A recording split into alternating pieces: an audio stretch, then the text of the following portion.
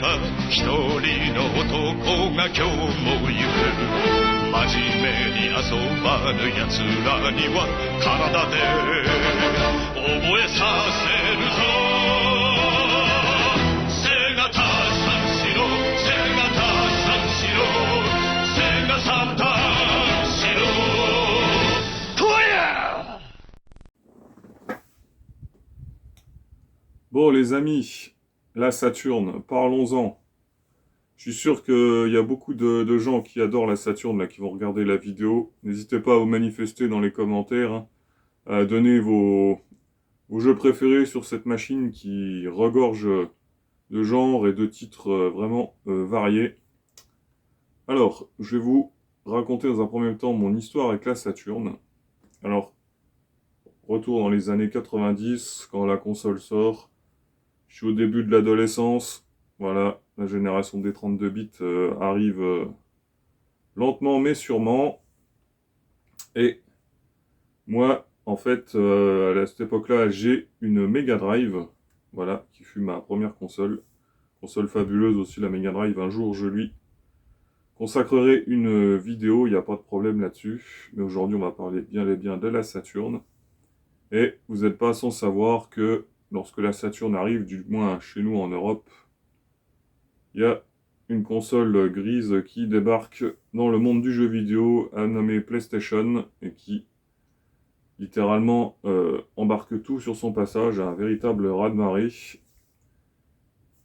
Et vous n'êtes pas non plus sans savoir qu'à l'époque, voilà, la Saturn et la PlayStation, il y a quand même un gros différentiel de prix, hein, elle n'était pas donnée. Du coup, moi qui avais une Mega Drive, naturellement j'avais envie d'aller vers la Saturn, mais voilà, les choses ont fait que, notamment au vu du tarif et un peu voilà, de l'engouement autour de la PlayStation et le marketing qu'il y a eu avec, que, entre guillemets, naturellement, finalement, j'ai bifurqué chez Sony, j'ai découvert la PlayStation, voilà, une console fabuleuse, je lui consacre aussi une vidéo un de ces jours qui a beaucoup marqué mon adolescence, hein, j'ai vraiment aimé la PlayStation, et du coup, malheureusement, la Saturn, à cette époque-là, ben, je ne l'ai tout simplement pas eu, et j'y ai même pas pu y toucher, parce que finalement, à l'époque, voilà, la Play, comme je l'ai dit, elle cassait tout sur son passage, et finalement, en complément de la PlayStation, ben, moi j'avais accès à la Nintendo 64, encore une console aussi fabuleuse,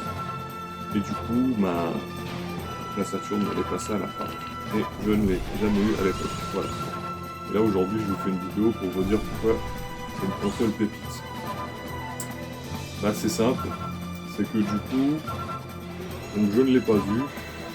Il aura fallu attendre longtemps en fait quand je me suis mis dans le rétro gaming et la collection, donc fin des années 2000, début des années 2010, c'était fou. En fait, c'est parti d'une chose qui est assez bête en fait. La Saturn, je connaissais vraiment pas du tout, j'avais jamais vraiment pris le temps de m'intéresser à sa bibliothèque. Du fait aussi que quand on passe du côté japonais à l'import sur cette console, voilà, son catalogue est découpé. Toutes ces petites choses, voilà, j'avais vraiment jamais pris le temps de m'y intéresser, et c'est une console que j'avais pas dans ma collection. Et en fait, un jour, j'ai eu la bonne idée, donc vous le savez, ou peut-être déjà si vous suivez la chaîne, d'ailleurs je vous invite à aller voir la vidéo qui devrait apparaître, je vous mettrai le lien par là. Vous n'êtes pas sans savoir que je suis un gros fan de Resident Evil, entre autres, et en fait, ce qui se passe à une époque, c'est que j'ai eu la bonne idée en fait de vouloir collectionner tous les Resident Evil, donc de la trilogie d'origine, mais pas que, d'autres aussi, mais surtout ceux-là. Je les posséder en fait sur toutes les consoles sur lesquelles ils sont sortis. Et du coup, vous n'êtes pas sans savoir qu'en 1997, dans notre bonne vieille contrée, il y a cette version qui est sortie, une version de Resident Evil 1. Voilà, sur Saturn. Et donc je vous le donne en mille, j'ai acheté une Saturn avec ce jeu. C'était mon premier jeu, en fait. Juste parce que je voulais en fait posséder Resident Evil, le premier du coup, dans toutes les versions possibles. Donc il fallait une version Saturn. Donc voilà, ça part de là en fait. Enfin, l'idée elle est bête, hein, mais voilà, j'achète la console pour acheter un jeu multi-support. Mais bon, quand on aime, on ne compte pas, donc voilà, ça, ce fut mon premier jeu. Et pour pousser l'absurdité jusqu'au bout, j'ai découvert quelques temps après, une fois que j'avais la Saturn, donc je parlais de son catalogue japonais et donc de l'import, puisque jusqu'à cette époque-là, j'avais vraiment jamais eu le temps de m'intéresser à l'apport, hein. Je restais que sur du PAL, peu importe les consoles, et j'ai décidé de me mettre à l'import. Et du coup, quitte à avoir toutes les versions, bah, je me suis dit, je les veux en PAL et en Jap. Et là, du coup, voilà, aussi, donc, du hasard Saturn en Jap. Et en partant de là, en fin de compte, j'ai commencé à m'intéresser à la console parce que je la connaissais vraiment pas du tout, à découvrir un peu voilà, ses jeux, ses licences, un peu ses exclusivités. Vous voyez là derrière moi, je vous ai mis quelques titres en pâle là, iconiques de la Saturn. Il y a le Daytona, là, le Sega Rally, le Dragon Ball Z Legend. D'ailleurs, celui-là, pour l'anecdote, pendant longtemps, j'ai vraiment cru que c'était une exclusivité Saturn. Et j'ai découvert finalement il n'y a pas si longtemps que ça qu'il avait été porté sur PlayStation. Et le Panzer Dragoon, bien sûr, ultra culte. Donc ça, ce sont quelques titres pâles de ma collection. Et en fait, voilà, ces titres, moi, je les ai découverts un peu après, en m'intéressant à la console, son architecture qui est particulière, hein, vous le savez, puisque c'est une console à la base qui est censée pour être de la 2D, mais à l'époque de sa sortie, voilà, la trajectoire unique, c'était le passage de la 3D, c'était obligatoire, du coup, on se retrouvait avec une architecture un peu complexe, un peu bancale, une console qui maîtrise très bien le 2D, mais du coup qui est fait de l'arme sur la 3D, qui a raté ce virage. C'est dommage, vous connaissez sûrement l'histoire qu'il y a derrière, hein, avec cette opposition de point de vue entre Sega of America et Sega Japan, voilà. Bref, on va pas refaire l'histoire, de toute façon, ça ne changerait rien. Mais voilà, j'ai pris le temps de découvrir, etc. Et j'ai commencé à collectionner, en fait. Par exemple, les Street. J'ai fait une vidéo sur mon histoire avec Street Fighter. J'ai même présenté ma collection dédiée à Street Fighter, je vous mettrai le lien par ici. La série des Street Fighter 0, donc Street Fighter Alpha en PAL, moi je les ai découverts en fait sur Saturn. Je savais même pas qu'ils existaient aussi sur PlayStation. Je les ai découverts grâce à la Saturn. Voilà, quand j'ai commencé à collectionner vraiment le PAL à l'époque, début des années 2010. C'est des épisodes que j'ai découverts là-dessus et je me suis vite rendu compte aussi avec sa manette, vraiment, et sa croix directionnelle, qui est vraiment du bonbon, c'est qu'elle est fabuleuse en fait, pour les jeux en 2D et donc les versus fighting, soit en 2D ou en 2,5D comme RDS par exemple. Voilà, je me suis vite rendu compte que vraiment, elle était vraiment adaptée pour ce genre de jeu. Et voilà, donc j'ai commencé à collectionner comme ça.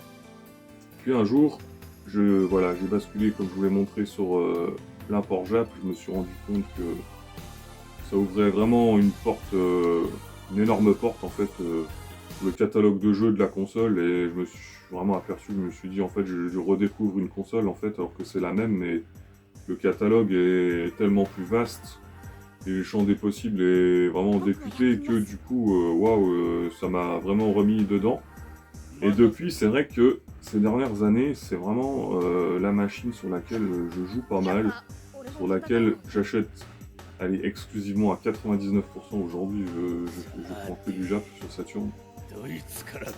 Voilà, je collectionne plus le PAL parce que voilà, au jour d'aujourd'hui, les cotes, ça devient un peu compliqué et cher. Et le PAL, voilà, dès qu'on veut un jeu en PAL sur Saturn, bon, ça commence à coûter du coup. Voilà, je me suis orienté sur le catalogue Jap. Je vous montrerai tout à l'heure la ludothèque, on verra ça ensemble. Mais voilà, c'est vraiment une console, c'est vraiment du fun à l'état pur, hein, c'est de l'arcade, hein. Vous avez tous les jeux made in Sega, voilà, vous voyez les jeux de voiture derrière, les rail shooters, les jeux de moto, les versus fighting, les shmup. Bref, c'est vraiment une richesse de catalogue incroyable. Évidemment, j'allais oublier les RPG, alors jusqu'à présent, j'avoue, j'en ai pas fait parce que j'avais pas l'occasion en fait de pouvoir jouer à tout ce qui est Shining Force, Shining Wisdom, etc. Dans des versions occidentales, puisque bon, au niveau prix, elle commence à piquer un petit peu. Du coup, voilà, j'ai pas eu l'occasion. Maintenant, je peux, car je me suis quand même procuré un Saro.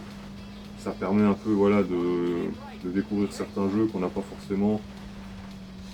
On peut faire donc des versions occidentales et qu'on peut après mettre dans sa collection, par exemple en version Jap, parce qu'ils ne coûtent rien. Ça permet de les avoir, même s'ils sont en japonais. Donc voilà, jeu de course arcade, rail shooter, shmup, versus fighting, RPG. Il y a aussi du platformer, hein, on va pas oublier Rayman, Astal dans une certaine mesure, enfin bref, il y a énormément. Il y a même du survival horror avec, je vous l'ai montré, Resident Evil, mais pas que.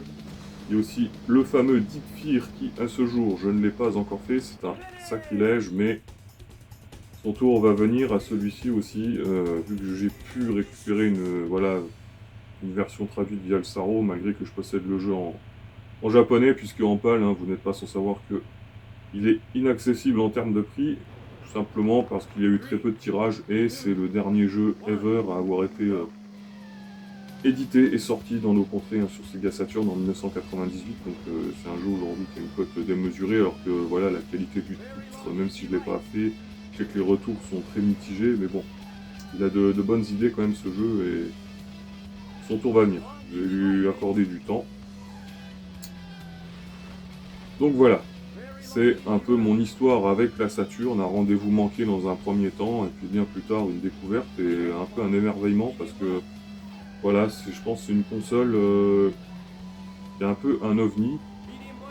On parle peu finalement, pas assez du moins, et quand on prend le temps de s'y intéresser, on se rend compte de la richesse du catalogue, puisque au jour d'aujourd'hui, quand je regarde dans toute ma collection en général, finalement la console sur laquelle je reviens le plus souvent, c'est la Saturn. Parce que la Saturn, finalement, avec les genres de jeux que je vous ai cités, bon, hormis les RPG qu'on va laisser de côté, c'est la console idéale en fait pour faire des sessions de jeu courtes qui vous procurent du fun dans l'immédiat. Et ça, franchement, c'est top. Donc voilà, c'est l'arcade à la maison, il n'y a pas de souci. Mais je trouve que c'est vraiment un énorme point fort. Mais pas que. Je sais pas vous, mais on va regarder ensuite mes packs et on va parler un peu aussi du design de la console. Ça peut paraître bête, mais je trouve le design particulièrement réussi de cette machine, sobre et épurée. Ce que je vous propose, c'est que on regarde ensemble les packs. Bon, allez, c'est parti, hein, petite présentation des packs du coup. Donc là, on a une Saturn V2 PAL. Donc voilà. La boîte est plutôt en bon état. D'ailleurs, c'est marrant parce que j'ai oublié de vous en parler, mais là on voit les accessoires qui étaient disponibles avec la console. Le Virtua Gun, là, le bleu, je l'ai, j'ai le bundle qui était vendu avec Virtua Cop 2 à l'époque. Et le stick arcade, j'ai le japonais. Toujours bon à avoir, hein, notamment pour jouer aussi au Versus. Et puis voilà, le gun obligatoire, hein, pour jouer au rail shooter. Tourner la boîte. Voilà, là, derrière les caractéristiques techniques. Les précautions d'usage. Voilà, voilà. On va la regarder vite fait. Voilà. Tac. Hop. Donc là, on a tout ce qui est câble et manette. Voilà. Alors j'ai pas la notice par contre sur celle-ci, il faudra que je pense à la compléter un jour. Voilà. Et donc on a la bête qui est ici, donc une V2 pâle, tout ce qu'il y a de plus classique. Voilà. Je sais pas vous, mais je vous parlais de design tout à l'heure. Moi j'aime beaucoup. Hein. Au final ça reste un carré, hein, en fin de compte. Assez mastoc.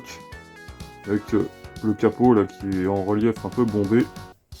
C'est franchement stylé. Et là surtout on peut voir quand même que la console était plutôt bien pensée. Hein, puisque on a le fameux port cartouche hein, à l'arrière qui permet du coup d'avoir un ajout de mémoire de 4 mégas de RAM, hein, qui est donc obligatoire pour jouer à certains jeux, notamment pas mal de versus fighting, hein, comme les King of Fighters, Street Fighter 03, notamment les X-Men versus Street Fighter. Ah, voilà, la liste est non exhaustive. Et voilà, ça permet vraiment de rajouter pas mal de sprites hein, sur les jeux, etc. Donc c'était pas que gadget, c'était vraiment indispensable. Je vous retrouve juste après. Donc on se retrouve avec le second pack, hein, avec le pack campagne 100e édition, avec donc le Virtua Fighter Remix hein, que je vous ai présenté tout à l'heure. Regardez la boîte, hein, un aspect général plutôt pas mal aussi, hein, dans un bon état. Là pareil, vous voyez les accessoires, donc le stick arcane, c'est celui-ci que je possède. Voilà, avec le volant notamment. Le volant, je ne le possède pas. Je le trouvais un peu bizarre, il a une forme un peu spéciale, le volant sur Saturn. Donc voilà, là il s'agit d'une console japonaise hein, V1 qui quand même, on va pas se le cacher, hein, quand même vraiment stylé au niveau des couleurs. Regardez-moi ce pad, ça croit. Et franchement, hein, les gâchets bleu là avec l'espèce de couleur un peu gris anthracite, ça fait vraiment le café comme on dit. Hein. Franchement, là vous voyez la console elle est dans sa coque, on va la sortir. Voilà, pour le fun. Voilà, les sous-plastiques. Ah, j'aime beaucoup avec ce petit revêtu noir là, avec les boutons bleus, franchement. Regardez-moi cette beauté. Il n'y a vraiment pas grand chose à dire hein, sur cette machine. C'est vraiment du banger. Voilà les amis, ce que je vous propose c'est qu'on va passer à la présentation de ma ludothèque. Bon les amis, on se retrouve du coup pour un petit tour de ma ludothèque Saturn.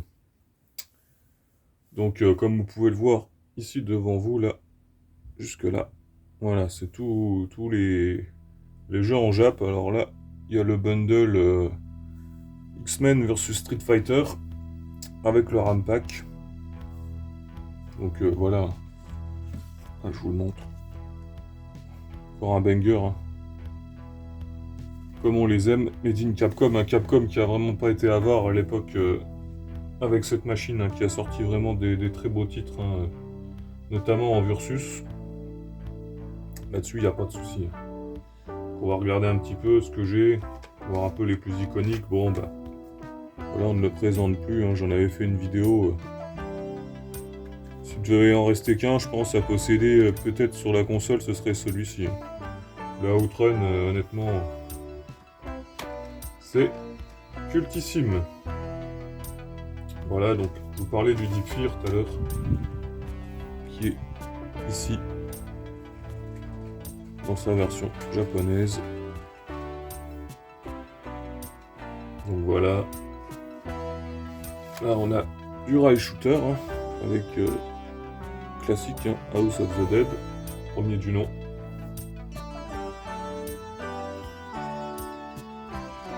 Ce qu'on a comme petite chose sympathique, je vous parlais tout à l'heure des Street Fighter 0. Hein. Donc là, on a Street Fighter 01. J'avais présenté dans ma vidéo collection dédiée à Street Fighter, là, le Street Fighter 02. Voilà. Bon, malheureusement, vous vous en doutez, je ne possède pas la version Saturn de Street Fighter 03. Malheureusement, ça pique un peu en termes de prix. Peut-être qu'un jour, mais bon, j'y crois pas trop. Là, on a la Street Fighter Collection. Voilà, encore un beau coffret, hein, qui est exclu à la Saturn. Plutôt sympathique.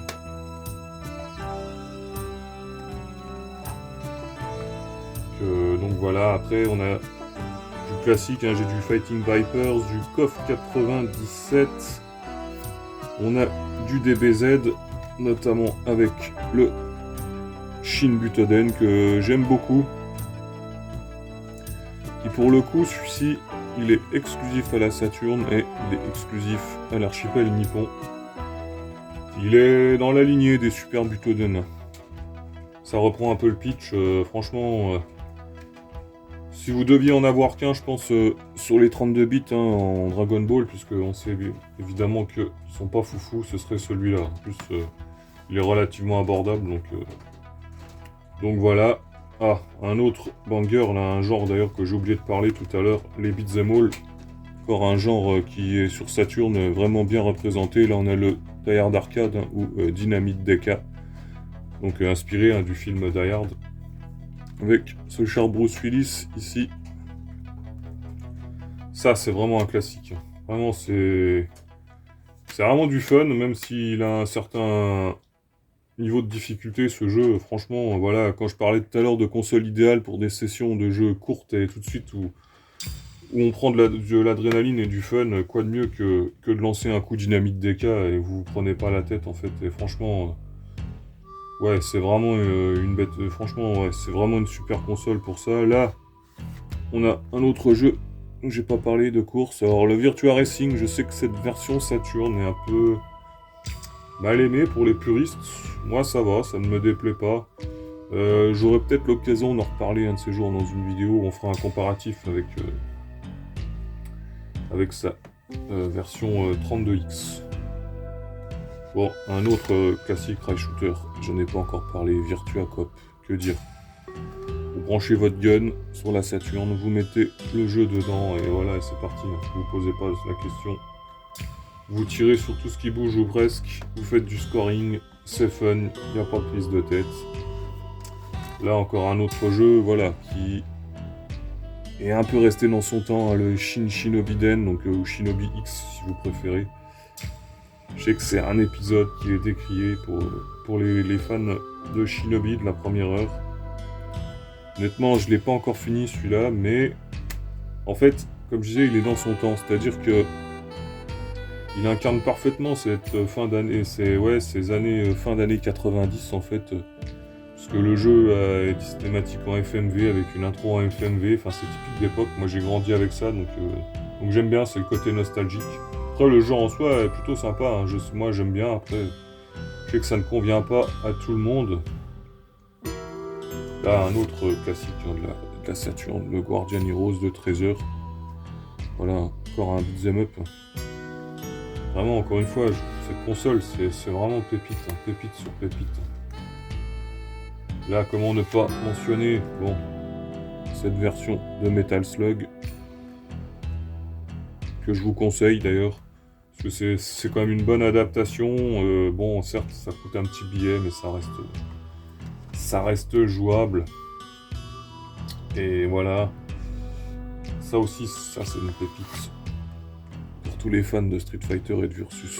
Franchement, c'est à posséder absolument, ça, si vous avez une Saturn. Honnêtement, cette Capcom Génération 5,